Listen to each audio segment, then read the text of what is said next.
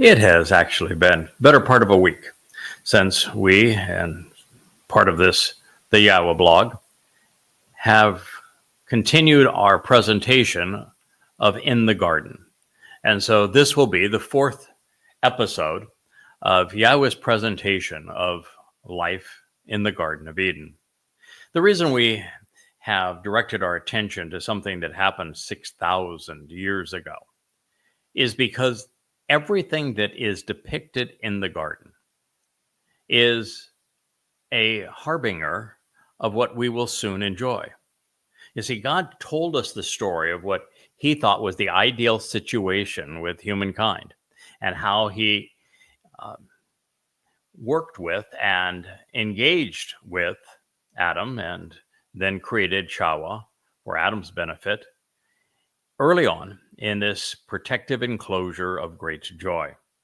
And the more we learn about it, of what was there, what was not there, Yahweh's instructions, how they were ultimately breached, why they were expelled from the garden, who convinced them that they should disregard Yahweh's instructions, what were the consequences of those choices, the importance of free will in the garden, why there were two trees, where the trees were, what each of those trees represent, what was the nature of the relationship between Adam and Towrah. And I do say Towrah because there was no Eve. It's just amazing that every Bible translation and every church and every place speaks of Adam and Eve is the name of a pagan goddess, a Mother Earth goddess. And the text clearly says Towrah. Towrah does not, by the way, mean life giver, as many have suggested over the years. Towrah means to speak one's mind, to share what you are actually thinking, to make a declaration. So the more we come to understand who these people were, how God conceived them, what he intended for both him and them in this environment, the better we will understand what Yahweh is offering us. Because as we approach Yahweh's return on Yom Kippurim in year 6000 Yah, October 2nd, in 2033, it's just 5 days thereafter, on the 7th of September, 7th of October in 2033, that Yahweh will be bringing us right back into the garden. He is transforming the entire earth, which at that time will have been a mess because, well, between man's pollution and religion and governance and militaries, the world will be aflame in war. And Yahweh is going to transform it into the perfect conditions enjoyed in Eden and then allow us to camp out with him there. So it's important that you know what Eden was like, what life was like, what things were there, what things were not there. Because, for example, if you're religious, you need to know you won't be invited back in, and you would hate it there because there is no one else who will be there who is religious. If you're overtly political, you're not going to be invited in, and you wouldn't like it there anyway because you'd find no one to share a political dialogue with. God is overtly opposed to religion and politics. So these are things to keep in mind, that the religions of Judaism, Christianity, and Islam have lied to the faithful, deceiving them into believing that if they're a really good believer, or in case of Islam, really good killer, that, or in the case of Judaism, a really good obeyer, in case of Christianity, a really good believer, you got to believe all of the toxic lies of that religion, that you're going to be able to live in heaven and all your relatives and everything else are already up there in heaven waiting for you. It's a complete and utter lie. And so truth matters, and I'm going to tell you the truth about what occurred in Eden so that you're aware of what God is offering, and you can make a decision. Do you want to be part of that, or would you prefer to go a different direction? For example, there's a lot of folks that think, well, you know, living in paradise is going to be sitting around on comfy pillows and eating bonbons all day. There's others that think, oh, you know, we're going to have angel wings, we're going to flutter around, we're going to praise God, and we're going to, who knows what else. bow in prayer. No. God hates the concept of being worshiped. Most certainly is going to be worshiping God. He doesn't ask us ever to pray to him, and there was no prayer in Eden. He wants us to engage with him. And if you think you're going to be lounging around like it's going to be a celebration of the do-nothing day of the Jewish interpretation of the Shabat, sorry, not going to happen that way. In matter of fact, paradise is not about being idle. Adam had a job, a purpose, work, which needed to be done. And that's wonderful news, because lounging around for all eternity would not be my idea of a good time. I want to learn. I want to explore the universe, to be productive and useful, with something to shamar, closely examine, and carefully consider. I would delight in the opportunity to help accomplish something meaningful with God. And for this reason, I'm particularly pleased to see abad, work, used in conjunction with Adam and the Gan Eden. As he has done for all of us, Yahweh provided Adam with some instructions, a little Torah teaching, if you will, so that he would know how to live his life most productively. And Yahweh, you notice it doesn't say and G-D, it doesn't say and the Lord. The text reads, and Yahweh Almighty provided directions concerning Adam, the man, saying, from every tree of the garden, you can continually and actually eat. A call. You can genuinely devour and consume consistently and enthusiastically, being fed and nurtured. As it is with us, the Creator's prescriptions for living are contained in his word.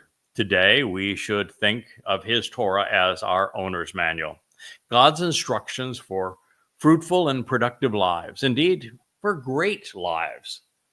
Adam received the first edition. You'll also notice that this passage that Yahweh stated was not cried out from above. It was not from a distant heaven. Some aspect of him was near, even beside Adam, when he spoke and was concerned about him. See, Yahweh has several aspects of his nature that he has shared with us. One of them is that Yahweh primarily wants to be known by his one and only name, Yahweh. And he only has one name, no matter how many ways he manifests himself to us. There's just but one name. There's only one God, Yahweh. And he has a paternal and maternal nature. His primary way of interacting with us is paternal. He calls himself our father. He calls himself Dod's father. He is the father of the covenant. And while it isn't explicit, it is implied that his set-apart spirit, Ruach Kodesh, because Ruach is a feminine noun, would convey Yahweh's maternal aspects. And I've written all about this, probably the most vociferous chronicle of the feminine nature of Yahweh's spirit. But Yahweh's spirit is not a separate persona as is presented in Christianity with the nature of the second person of a Trinity. God, there is no Trinity. It's a Babylonian concept. There's no mother of God. There's no queen of heaven. There's no Madonna and child. All of that stuff is utter religious nonsense. And the set-apart spirit is simply part of Yahweh. And he can set parts of himself spiritually apart to accomplish tasks that he wants done in our three-dimensional world. For example, his spirit came upon Dod when Dod was anointed. There are 7 applications of Yahweh's spirit, 7 aspects of Yahweh's spirit that were offered to me in this role as Choder. I don't think it's ever happened in human history, so I have a more significant application of the full breadth of Yahweh's Ruach than probably anyone. And likewise, Yahweh has a nephesh soul. And the only purpose that Yahweh could have of a soul, which is a conveyor of his personality, of his attributes, of his inclination, of his nature. Like we all have a soul, and our soul is the only part of us that has any value. Our bashar bodies can be as Dod's was in his second life, sacrifice with absolutely no loss, because it is our nephesh souls that are transformed into spiritual entities so that we can explore the universe and be timeless and perfect with our God. But as it relates to our souls, something science knows nothing about, but it's the human consciousness, the ability to observe and then respond to our environment. All animals have it. It's what differentiates animals from plants. And like I said, science has no concept what it is, can't measure it, can't distinguish it, but they know that when it's gone, life is gone from that individual. The nephesh soul that Yahweh has enables him to project it into our world, so that Yahweh could project his soul into a person, that he could matter, that he could enliven, very much like an avatar. He could project his nephesh soul into a form of light, and in the midst of fire, in the midst of a column cloud. Yahweh was capable of projecting his nephesh soul so that he can do what he did with Abraham, for example. He dined with him. He can do what he did with Samuel, where he walked in his midst. So it is very possible for Yahweh to use this nephesh soul, a projection of his consciousness, and project it as he sees fit. And so that is likely what Yahweh was doing here. He was projecting his nephesh soul into a material construct that would have been in similar scale and style to Adam, so that they could communicate shoulder to shoulder, take walks together, enjoy a meal together, enjoy just the beauty of nature and other animal life and that sort of thing together. So that is what is likely happening in this particular circumstance. Now, Yahweh can project himself other ways. He has malach, which are spiritual implements. The story of Hasatan coming off the wall, him being actually a karub, which is one of the jobs, one of the distinctions, categories, if you will, of malach, spiritual messengers. They are a command and control regiment that follow Yahweh's orders. And they also have not only jobs, but Yahweh can project himself into our world doing these things. There's this terrible misunderstanding of what God can and cannot do.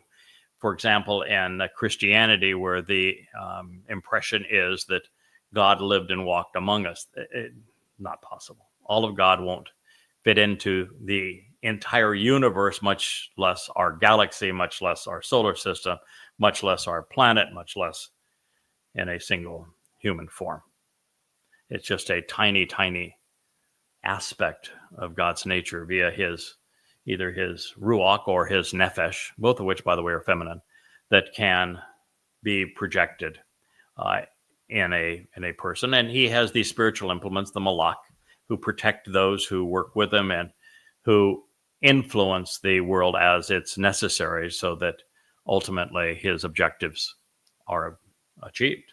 The most effective way, of course, for Yahweh to interact with us is to convey the written word to us so that we can study it, get to know him, and respond to him based upon what we have learned. And that's what we're doing in this particular case. We're studying the Bereshith Genesis account that Yahweh shared. So so Adam here had the first edition of Yahweh's Torah teaching. Now, you'll notice that Yahweh was therefore concerned about Adam and approached Adam on a very congenial basis. He did not try to intimidate him. He didn't say, "You eat from that wrong tree and I'm going to really whack you." It's just not that way. You don't see Adam cowering in fear. You don't see Yahweh booming a voice that, shakes the fruit to the ground. It's not that at all. God's not pretentious. He wants us to be relaxed in his presence, to be comfortable approaching him. He knows who he is. and he is offering to lift us up rather than the other way around. So Yahweh was clearly concerned about Adam, and so he gave Adam fatherly advice. Now further, since Eden is a word picture of life in the covenant during Sukkah, it is encouraging to see such liberty and exuberance with regard to Yahweh's Eden instructions. They were expansive, they were not restrictive. There would have been hundreds of thousands, if not millions, of trees in the garden, and they were all available to Adam. There were no limitations on when to eat, how to eat, where to eat, or even what to eat. We say, well, you can't eat of that other tree. No, he could eat from it. It's just there would be a consequence. So when it came to what to eat, at the very least, 99.9999% of the available options were acceptable. In fact, a call is the Hebrew word for eat. It is not only repeated, expanding its meaning, but was also spoken in the infinitive call imperfect. This collectively reveals that the relationship between God and Adam and the array of beneficial options was genuine, continual, unequivocal, expansive, actionable, and vividly depicted. Now, taking this to its natural conclusion, it is Yahweh's intent that we humans ought to be free to consume whatever we see fit, feeding upon all we desire. However, in the infinitive as a verbal noun, we will become whatever we choose to eat. Garbage in, garbage out, I suppose. If we consume Yahweh's words, we are nourished by them. We flourish and grow. If we devour man's political, religious, or conspiratorial rubbish, we will become garbage. Also interesting, English Bible translators want to render Shawa as if God was commanding Adam. But that would be like a general ordering a private to do whatever you want. But no, it's not a command when you say it like that, which is what Yahweh stated. When there is a million acceptable options, it can't be a command. Therefore, I certainly feel vindicated in being among the few who consistently translate Shawa as provide direction and instruction in an unequivocal and authoritative voice. In the realm of free will, in consideration of a language without a word for obey, and within the context of the guidance and teaching of the Torah, Shawa is accurately translated as provide instructions, guidance, and directions, as well as teaching for humankind. Freedom and liberty are good, but there is a point where they can be harmful. They cannot be completely unlimited because the choice to restrict the freedom of others and constrain their liberty always turns out poorly. We call the result of a few imposing their will over the many civilization. And in these constructs, only one among thousands or millions has the freedom of speech or actions. We're seeing this today with progressives, which I call libertards, and their control of Europe and even many of them control over social media. They want to limit what you can say so that it either corresponds to their belief system or it isn't allowed. And this is going to become more and more pervasive as we move towards the time of Jacob's troubles. The distinction between total liberty and the consequence of irresponsibility, the influence of absolute freedom on ourselves and others, is one God has tried to explain throughout his Torah. For example, we are naturally fascinated by the sun, but too much exposure is carcinogenic. We ought not have the freedom to drive 100 miles an hour in a school zone. However, placing restrictions on our fellow man through religion and government for the enrichment of potentates is man's greatest abuse of power. Yahweh took responsibility for the first of us in Eden. Among an endless array of opportunities, there would be a lone restriction, some rails on freedom so that we didn't run amok. It was one God realized would fundamentally change his relationship with humankind, from him guiding us for our benefit inside of his protective enclosure to man setting the rules to our detriment in the world apart from God.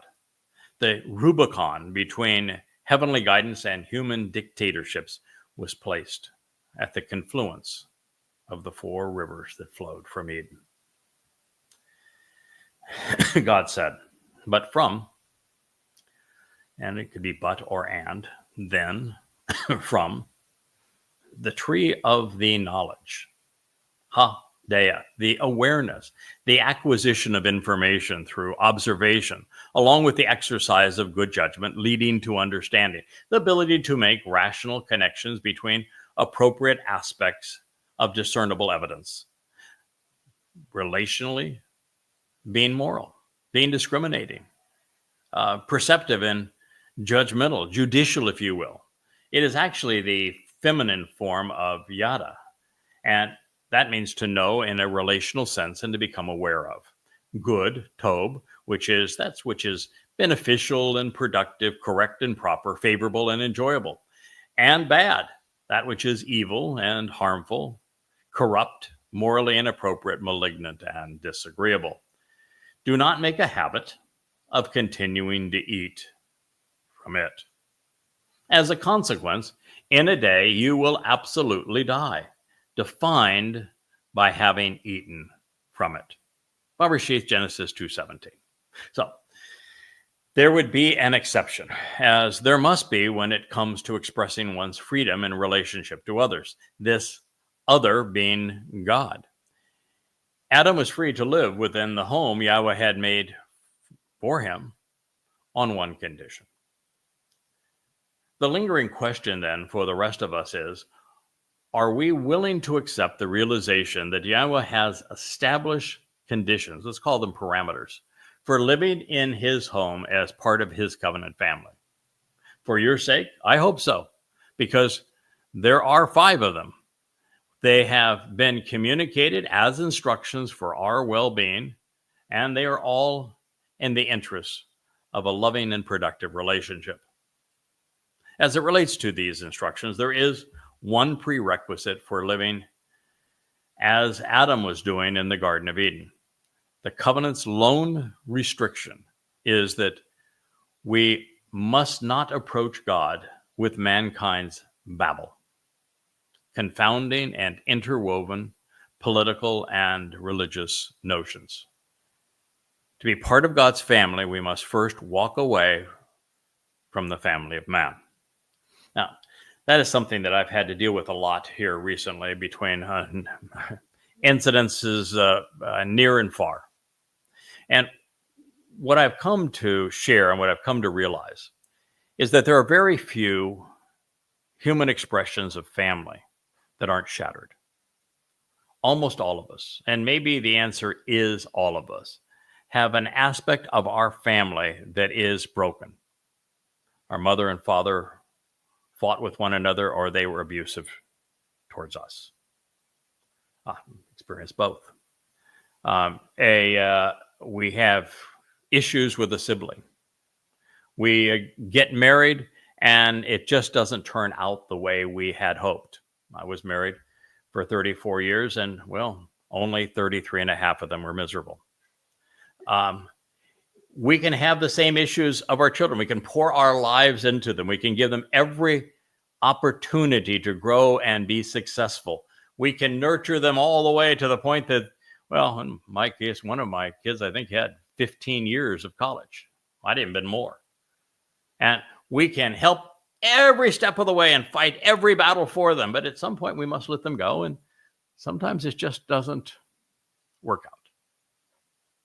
You know, I wasn't one who had issues with grandparents because I only knew one, and she passed away when I was 5.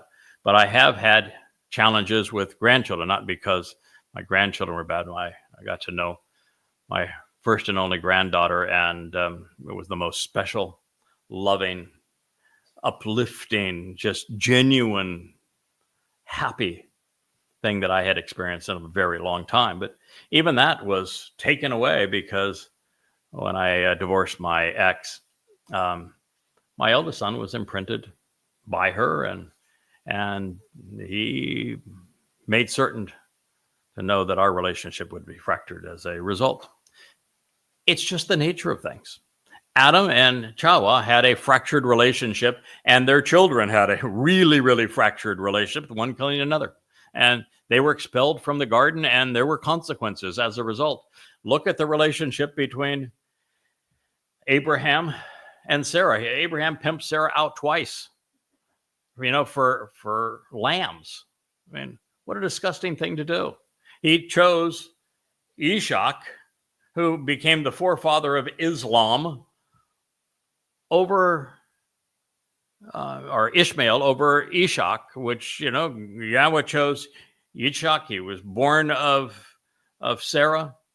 His name means laughter. He was the first child of the covenant, and that's who Yahweh chose, but not Abraham. Abraham wanted Ishmael, became the father of Islam. So that was a mess. And you go forward in time and look at Moshe. I mean, one of the most enlightening, turns out to be prophetic, episodes in Moshe's life is when his sister and his brother turned on him. Now, his brother had made a career of being stupid. I mean, Aaron was one really bad dude. As Yahweh said, the only reason that Aaron would accompany them and Moshe is that Aaron had the gift of gab. He could talk about anything, but that doesn't mean that the brain was ever engaged. I mean, we get right out of Mitzrayim, and the first thing Aaron does is orchestrate the manufacture of a golden calf. Well, Aaron, who wasn't the spokesperson in this thing, was approached Moshe and said, you're not going to be the only one that speaks for God. We speak for him too. Yeah, God doesn't do that. God says, Moshe, I'm speaking through you. He even came down from Mount Horeb to tell all Yisrael, this is my guy. I am speaking through him. The same thing is true with Yahweh's prophets. The same thing is true even of the role that I'm playing on your behalf today. But, there are lots of people that want to claim that they speak for God. And in this case, Miriam did, prophetic of exactly what we're experiencing in a different situation with a fractured family relationship today. And Yahweh had absolutely no part of it. But nonetheless, Moshe, the first of the Zeroah, had an exceedingly fractured family. Then we move to Dod. I mean, you can't have a more messed up family than Dod. I mean, his firstborn son raped his daughter. His third son, Absalom, killed his firstborn son. Then Absalom leads a coup against him. I mean, he made the tragic mistake of sending a really good man off to fight a battle that he thought he would get killed at, so that when he was killed, he could steal his wife. I mean, Dod's my king. He's my guy. I love him. But like all of us, Dod had some real aches and pains and flaws and his life along the way. It is, by the way, those things which build character. I mean, we have to fail and then get back up and realize that we have failed before we have a backbone, before we have any courage or boldness. And in the case of Dod, he pined all over the death of Absalom, even though Absalom left a coup against him. And he had to have someone look him in the eye and say, stop it. Don't do that.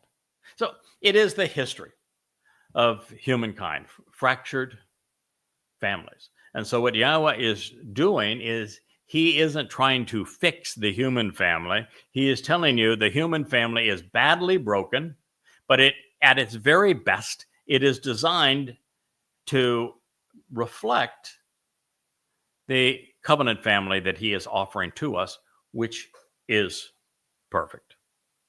So this is the message. To enter Yahweh's covenant family, we must disassociate from the fractured and really hurtful things that occur in the family of man. It was the tree of truth and lies, of right and wrong commingled together in this particular tree. It is the way to the covenant and the religious myths which preclude participation with limbs intertwined in this regard. Nothing is as empowering, nothing is as beguiling.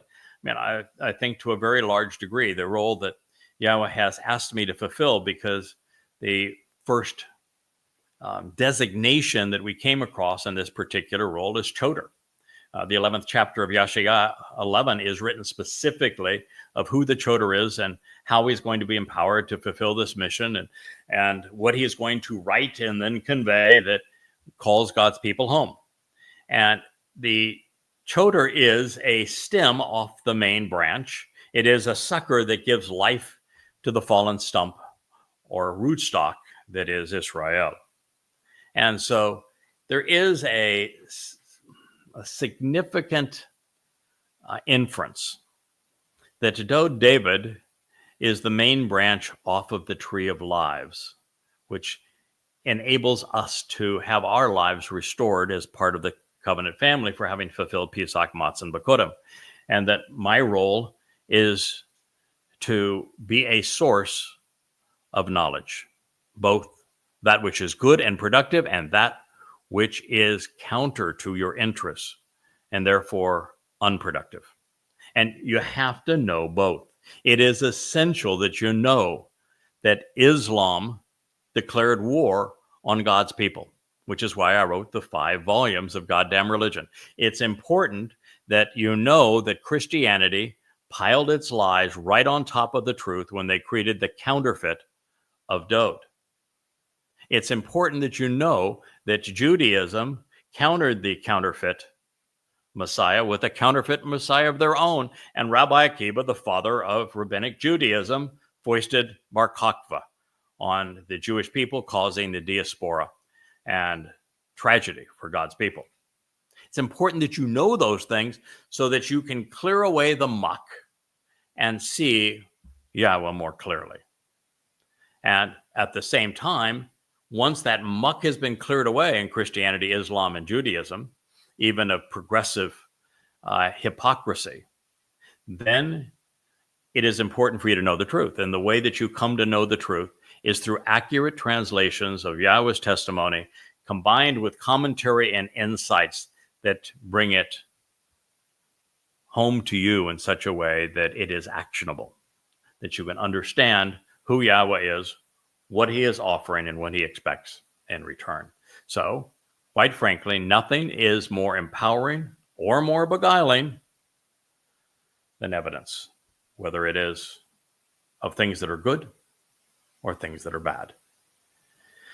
And if I may be so bold, the Torah and prophets serve as an exceptionally abundant source of knowledge, both of what is good and what is bad. Good is adept at commending the virtues of the covenant, and he is, in this case, God is condemning the religions of man. So we have commending the covenant, condemning religion. These books that I've compiled that are free at yadayah.com upon Yahweh's Torah teaching are similarly robust and explaining the achievements of Yahweh and Dode as they work together to fulfill and enable the Bereth covenant and the Mikre. But they are equally assailing of the counterfeits and perversions of God's message and achievements. In the covenant, after disassociating from the Babel of man, we are invited to walk to Yahweh along the path of the Mikre, beginning at Pesach, Matzah, and Bikurim. This is followed by an ingathering on Shabuah and Towrah, a great sacrifice by the Adam of Parah the following day, and then 10 days later, the great family reunion and homecoming on Kippurim, so that we can return to the garden on Sukkah. Along the way, we become immortal, perfected, adopted, empowered, and enriched. It's a wonderful deal. We give up nothing of value and we gain everything of value.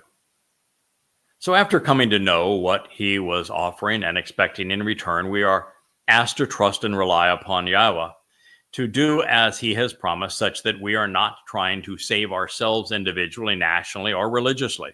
We are therefore encouraged to closely examine and carefully consider these instructive terms and conditions of the relationship so that we can make an informed, rational, responsible, and valid decision. After all, trust is predicated upon knowledge.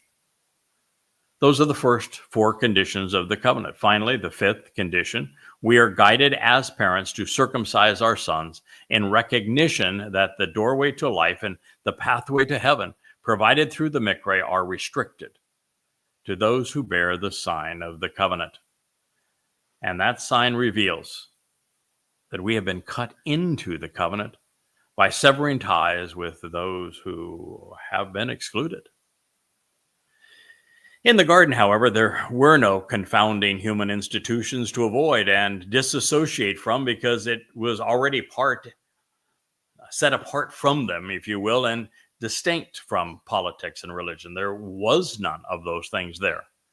No curmudgeons. By being placed in the garden, Adam had been removed from humanity's corruptive institutions. Adam was already perfect in God's eyes, and there was nothing to corrupt him, making the mikveh premature. And as his creator, when it became his responsibility, Yahweh would have followed his own advice and circumcised the first man, conceived in his image. Therefore, just as there were two aspects of this tree, Adam would have to acknowledge and respect God's conditions, to remain an immortal guest in his home. He would have to contemplate Yahweh's terms and rely on God's judgment rather than his own.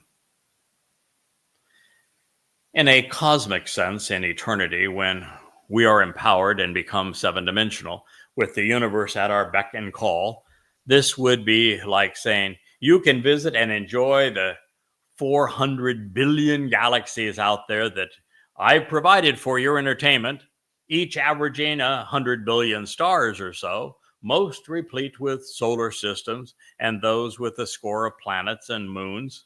But do not venture into a black hole, because you will not be able to escape. Rather than a constraint on free will, it's advice which allows it to continue. The Hebrew word for a tree is etz. It is one that I've just recently begun to consider because my king represents one of these trees, and as I shared with you, I likely represent the other. Serving as a metaphor, and etz is held steadfast by its roots and does not change location. Similar to the path to God that Yahweh has provided through the mikveh, it is established and it does not change. As is the case with those who engage with Yah, a tree is upright. It's not bowed down. Its branches reaching out to receive the light. The most stalwart shamak, branch of God's Etz Chamim, tree of lives, Dode David, will live 3 of them. He's already experienced the first 2. And he provided the means to extend our lives by fulfilling the moed on behalf of the bereth. Also interesting, the inspired advice and counsel Dode is offering through the lyrics of his songs, the Mizmor, which we have been considering in our ode to Dode, the 89th Mizmor. They are all designed to help us develop a backbone and some character based upon evidence and reason.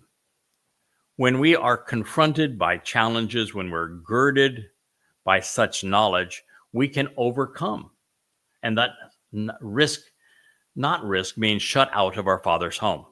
Knowledge is empowering. And the only thing that is More enabling still is understanding, which is derived by making reasoned connections between those things that we come to know. Knowledge is always good so long as we are discerning. That's why I'm a huge advocate for free speech. I thought that the thought police that were previously imposed on Facebook but have now been released from it by Mark Zuckerberg, and the restrictions on free speech that used to be on X but no longer exist are hugely important.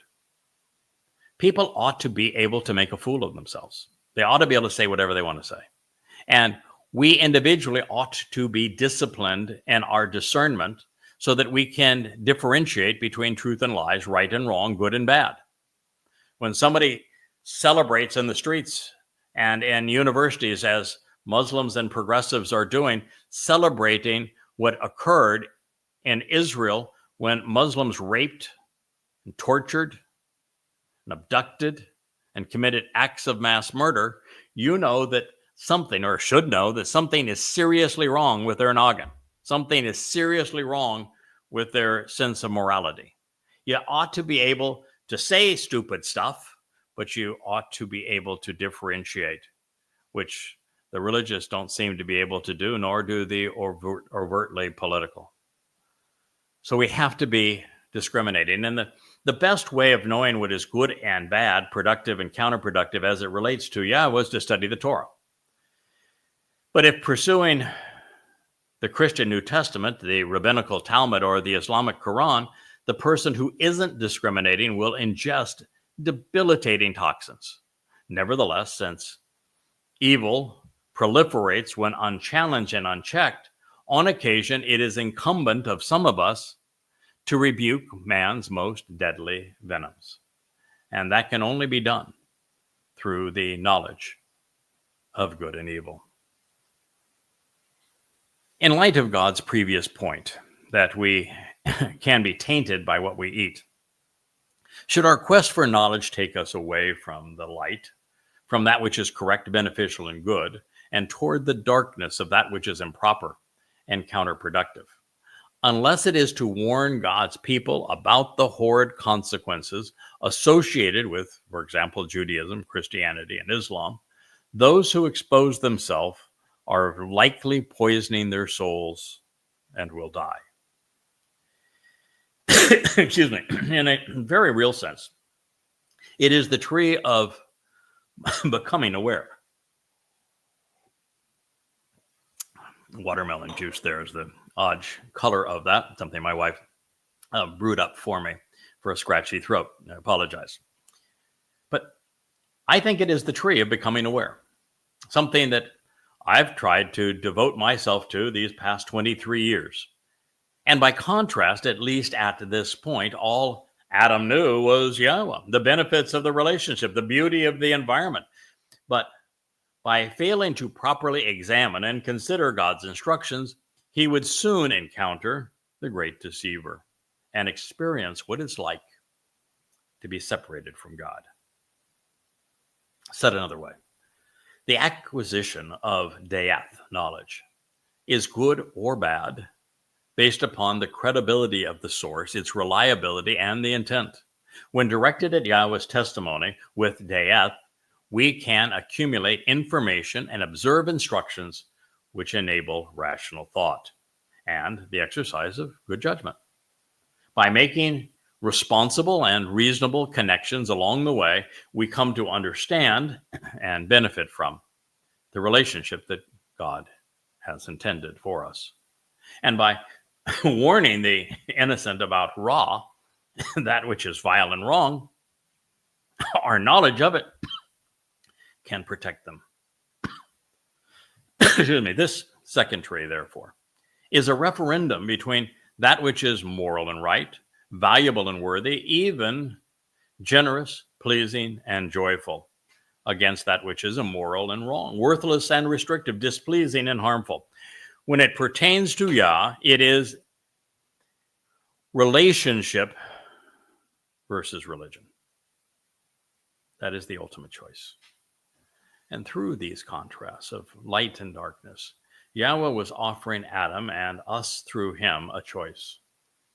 Which of these do you prefer?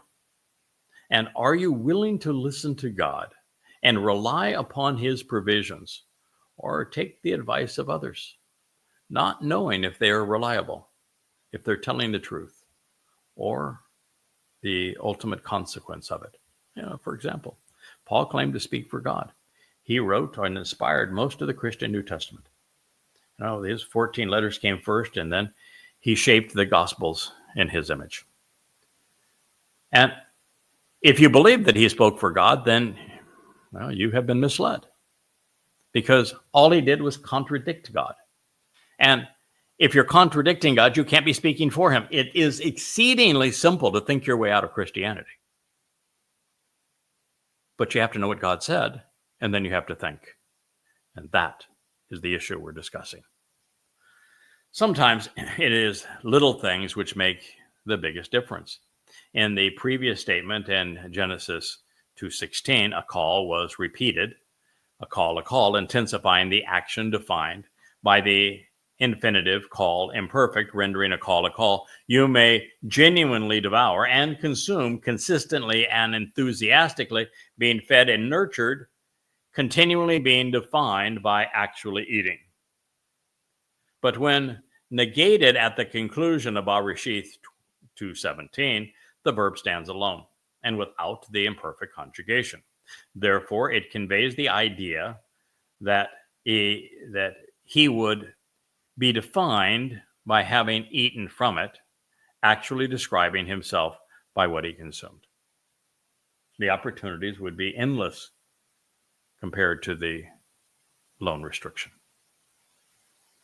God presented this as a cause and consequence. It therefore was constructive advice, not a command.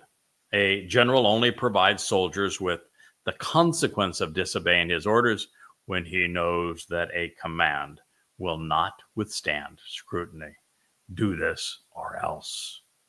But in this decision to become aware of right and wrong and to understand the difference between good and bad, it was revealed that each person determines their fate by their individual choices. There has been much written about Ba Yum, Muth, because Adam did not die in the day that he discounted Yahweh's instructions. And the reason for this is as direct as it is profound.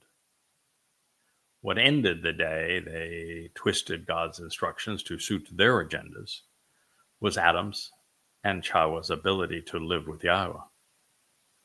Therefore, God's message to us is that if we jeopardize our opportunity to be with him in the garden, the land, or in heaven, as a direct consequence of ignoring or rejecting, errantly stating or misconstruing his guidance here on earth, that we will endure the same fate.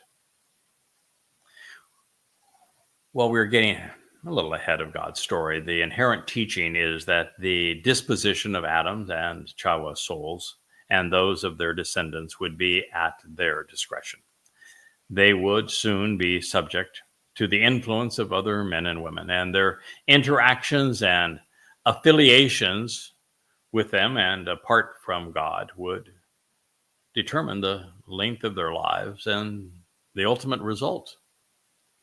The bad decisions which would banish them on this fateful day of their rebellion could only be resolved by making good ones with respect to Yahweh on another, more rational time. The reason that we were told that Adam lived a total of 930 years, likely some 50 in the garden and some 870 odd with other humans, was to define the length of a day in the context of being with God or man. Adam's death in year 874-ish, which is 3094 BCE, was within the pronounced first day apart from the garden. The millennial marker of year 1000 would occur 124 years later in 2968 BCE and be commemorated with Noah's birth, beginning the 10th generation, if you will, of man at that time. And with Noah, we witness the desired result. He listened to Yahweh and he acted responsibly, doing as God instructed, and his life was spared in an adventure which came to symbolize the covenant aboard the ark. Now, having begun in Eden, there would be 6 eras of human toil outside of the garden, followed by a 7th millennia upon our return to it, each 1,000 years in duration. Adam would die during the first day as a result of, neglecting God's guidance. And Noah would live at the beginning of a new day, showing us the way back home. Considering all of this, I think that there are 3 issues at play. First, for there to be love, there must be the choice, lots of choice, and there must be one choice not to love. And so there must be the opportunity to reject the relationship. The existence of this tree of good and bad provided Adam and also Towrah, and thus humankind, with this choice. Building the ark to God's specifications provided evidence of the other approach. Second, Adam knew Yahweh. He was perfect. Their relationship was entertaining and enlightening. He had direct and unencumbered access to his Father. There were no competing voices or alternative schemes. Therefore, since everything he experienced was told good for him and for Towrah, the only thing which changed as a result of eating the fruit was experiencing raw bad. It was harmful and counterproductive, even deadly. Third, in Yahweh's presence, there would have been no benefit to knowing what was not trustworthy. Adam and Towrah did not need to differentiate between religion and relationship, the paths away from God and the way home, because he was already living in God's home with him in an idyllic garden full of life and love. Therefore, for the first man and woman created in God's image, there was nothing that the tree of the knowledge of good and bad could add which would enhance their experience. Exposure to it was exclusively bad from their perspective, which is why Yahweh advised against it. That, however, is not necessarily true today, because we have to know what is wrong to be properly motivated to disassociate from it. It is why God asked me to transition from translating and thinking and learning, deducing insights, writing commentary, and sharing what I had learned in 35 books over the last 23 years, to coming into your home and speaking to you. And in that process, it is essential that I help you understand how you and your culture, your community, your people have been deceived, so that you're able to then ingest what is good and divest what is bad. The lesson for us is that when we return to the Garden of Eden upon Yahweh's homecoming, after the elimination of all that is raw and the restoration of that which is Tob here on earth, we will be in the same position as were Adam and Towrah. And that means that the Torah instructions Yahweh will be offering his children at that time will be good and beneficial. This is why I have, from many, many years ago, when the covenant is reaffirmed in Yirmiah 31, what I specifically say, and that, by the way, was my beloved Labrador Asher, the little whiny, I shouldn't say whiny, the less vocal yap previously was by Asher's pal, Wookie. These are live streams, and so there is no opportunity to edit life out. But I think that's what makes them credible. To sit down, look you in the eye, speak directly to you without interruption, well, with exception of a woof here and there, I think is a lot more credible. You can tell from the expression on my face, from the tone of my voice, and from the way that I am sharing this message with you, that I know it, that I understand it, and that God himself has convinced me that it is my responsibility to share it with you. And that's why we're doing these programs. So many years ago, I came to recognize that in Yirmiyah 31, when Yahweh says, I'm going to reaffirm his covenant relationship with his people, he specifically says he's going to reaffirm it with Yisrael and Yehudim, which means he's not creating a new covenant with Gentiles to create a church. So they got that entirely wrong. But when he says, I'm going to reestablish my covenant relationship, and it's not going to be exactly like the covenant, not with Abraham, but with the children of Israel, when Yahweh, with a strong and firm, uncompromising hand, led them out of enslavement in Mitzrayim. And the reason it wouldn't be exactly the same as that, the Israelites and Mitzrayim in Egypt didn't know God. They had no idea who he was. They had no concept of what he was offering or what he was expecting in return. And all they had known their whole lives was slavery. And therefore, freedom was even scary to them. And so rather than say, okay, who wants to go on a great adventure, taking votes now, I didn't do that. That'd have been stupid. God's not stupid. He said, I grabbed them with a firm hand and I dragged them kicking and screaming all across the Sinai Peninsula, across the Gulf of Aqaba, and into Arabia, where, they remained irascible. But it was in their interest. And sometimes a father has to be firm with his children. When Yahweh reaffirms his covenant relationship with his people, he says it's not going to be like that. You're going to have to choose it. It'll be only by your own free will. God is not going to bring Israelites back into the covenant relationship after 3,000 plus years of them being on the wrong side, looking in, kicking and screaming. You will come of your own free will or not at all. And so then Yahweh says, and this is the point of this diversion into that text, that those who join him in this renewal of the covenant, reaffirmation of the covenant, he's going to personally write inside of us a copy of his Torah. And this copy of his Torah is to help guide us throughout eternity and into dimensions beyond the three we experience here on earth. And I've always said those Torah instructions need to be a lowercase t. Now, there's no such thing as an upper or lowercase letter in Hebrew. They're all the same case. But the idea still is with us in English, that Torah capital T is the title of the first 5 books that comprise Yahweh's message to us, beginning with Bereshith and concluding with Devarim. And Torah lowercase would be God's instructions and directions, guidance and teaching, which is what Torah means.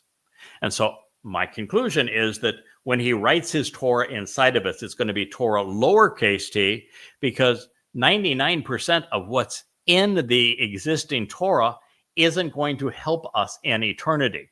And all of the things that the Israelites did that were horrible, they were really bad on the Exodus. They're going to make us sad. They'd make us miserable. We'd be anguished over what we did to God. And so there's no reason for him to repeat those. We're back in the garden, if you will. So his instructions to us at that time will be how to get the most out of being a 7-dimensional being, and how we can explore the universe, explore the nature of life, enjoy working alongside of our God and our other brothers and sisters in the covenant. Enjoy learning, but with God's instructions, so we capitalize on this opportunity in a responsible way.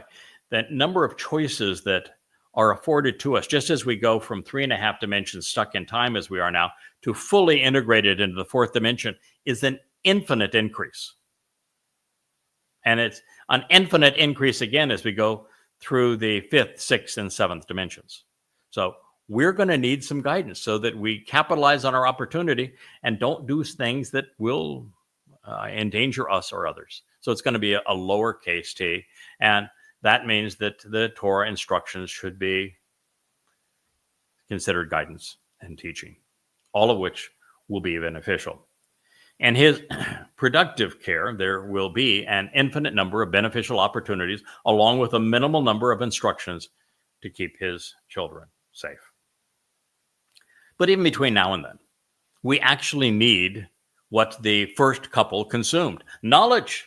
We have to have knowledge of good and bad, such that we can rationally discern the difference between them and choose the path to leave and choose the path to follow, so that we leave the corruption of human religion and politics and militarism, conspiracy, and we choose to follow the path that Yahweh has provided, home.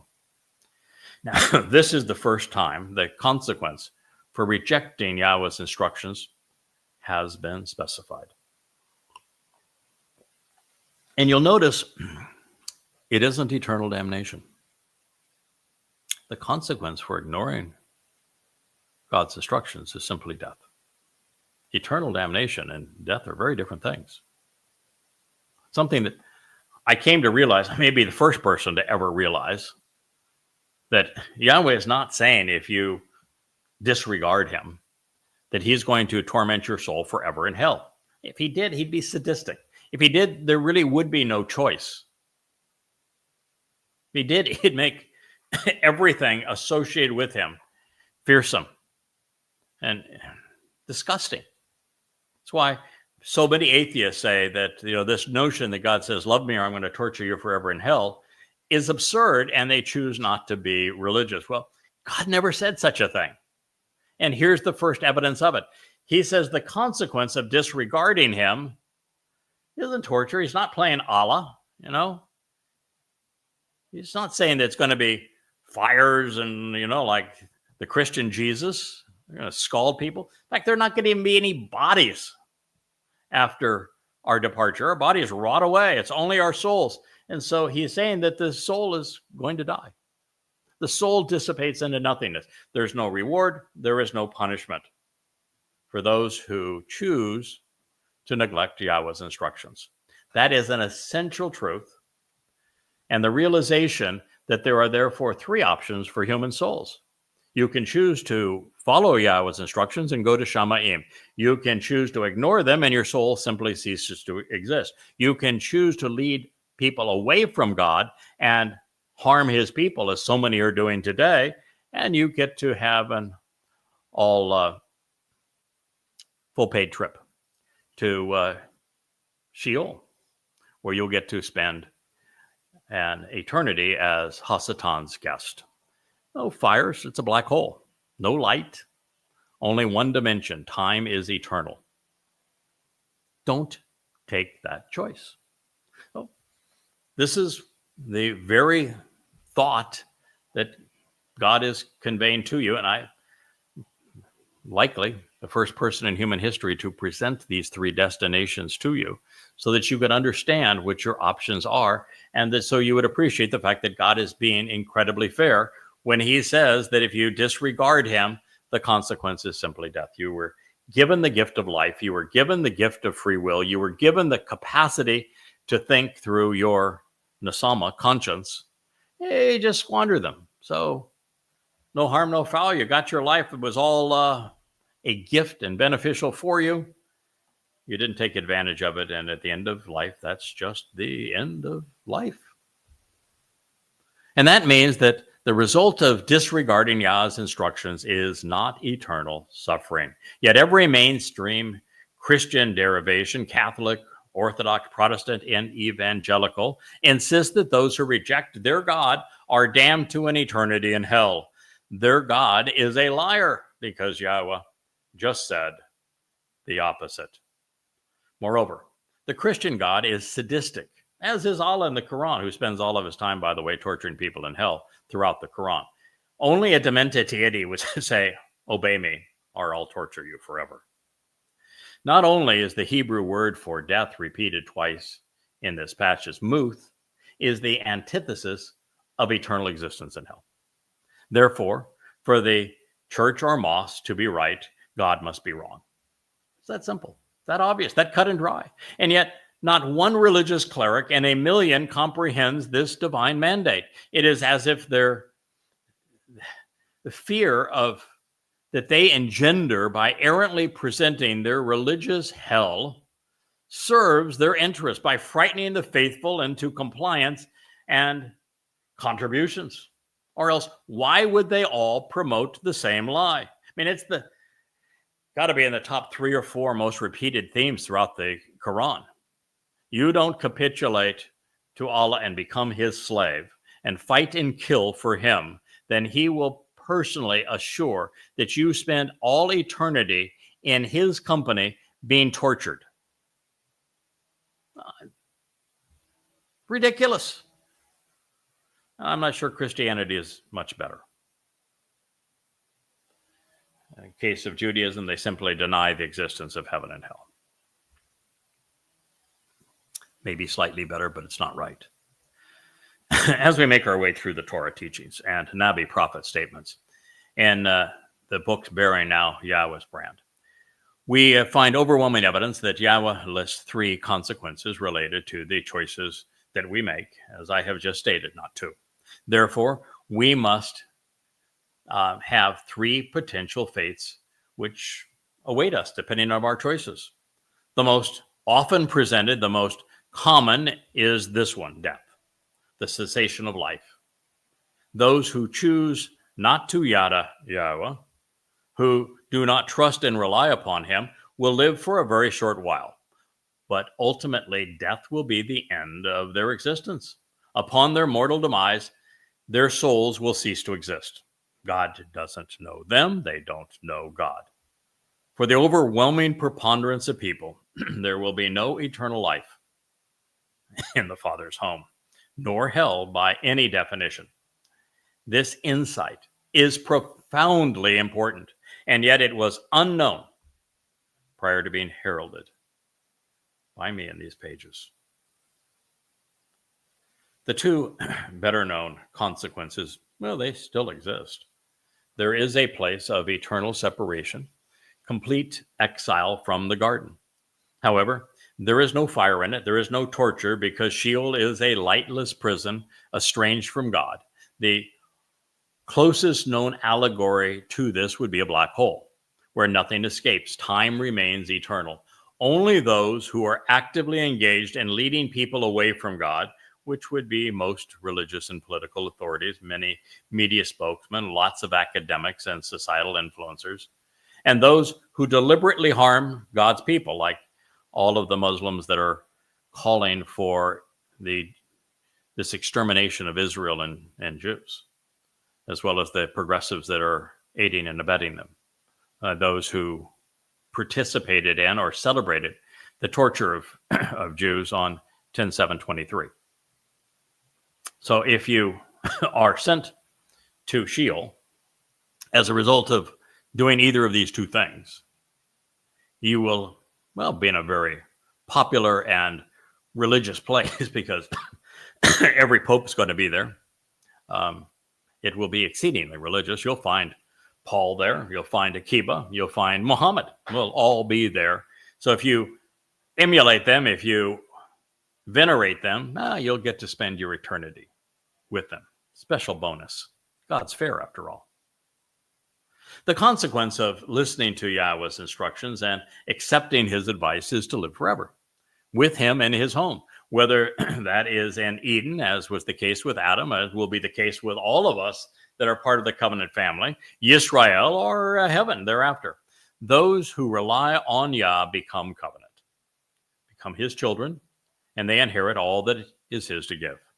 After serving with him during, the millennial Shabat, starting on the Mikra of Sukkah in 2033, which is year 6,000 Yah. If that's confusing to you and you are Jewish and you think that we're hundreds of years from that time, then Well, you've been duped by another religious fraud. Maimonides was an absolute raving lunatic who was hugely influenced by Islam and their fascination with the number 19 and the moon. And in his sanctification of the moon chapter, he wrote a script based upon the number 19 and conceived a calendar that had absolutely nothing to do with the Torah. So you've been duped. It is now less than 8 years. 8 years and 8 months, actually, to Yahweh's return in October of 2033. Well, 1,000 years thereafter, the immortal remnant of Yisrael is going to be able to camp out with God and the conditions of the earth restored to as they have been presented here in Eden. And everyone will be equipped to camp out with God at that time. If you make this choice, look me up. We'll go off and we'll explore a galaxy together. It'll be fun. As we press on and dig deeper into the story of Eden, we discover that Yahweh's testimony is focused on developing a relationship with his creation. This engaged and loving association is set into the context of family, of companionship, of sharing, and ultimately of marriage and children and parenting. This essential phase of God's presentation begins with the following words, and I'm going to share them with you, and then we'll rejoin here in the 5th edition of In the Garden, just because it's not fair of me to speak as long as I would like to. If you wind me up, I could probably go on for 12 hours, and I don't think that would be fair. So I will leave you with these words. Yahweh Almighty said, "It is not good for the man Adam to exist alone by himself." This is one of the most profound statements ever written. It shows that the God who created us knew our nature, that we were conceived to be a being that enjoyed relationships, a being that would not want to be ostracized, abandoned, left alone. We thrive on companionship and on community. And Yahweh recognized it wasn't good for man to be alone in the garden. God also recognized something even more profound than that, which is that if Yahweh is the only source of engagement, of conversation, of entertainment for Adam, then he has no choice at all. Because to be deprived of contact, Adam would go crazy. Just like a person who is locked in a cell in solitary confinement, after a while, insanity sets in. And so God knew that if he was the only option, as wonderful as Yahweh is for Adam, and he had no other option in terms of socialization, that it wasn't good for him. It wasn't good for the relationship. It's important that we have the option at all times to choose to be with one another or not. Boy, have I ever experienced that recently. You need to have that option, but you need to understand what the consequences are of your choices. And in this case, Yahweh thought that the best possible circumstance for Adam was to not be alone. And he also knew that by establishing that kind of a scenario, that rather than just having a captive relationship with one person, God was opening the door to engaging in a mutually beneficial relationship with all of us, making the family wonderful, expanding the possibilities, enriching heaven by having more people, a larger family, others to go off with and explore the universe and the nature of life. And so that is what Yahweh was trying to achieve with these words. Well, this is the conclusion of part 4 of our expose of In the Garden. This has been the Yahowah blog. And I am your host, Greg Wynn.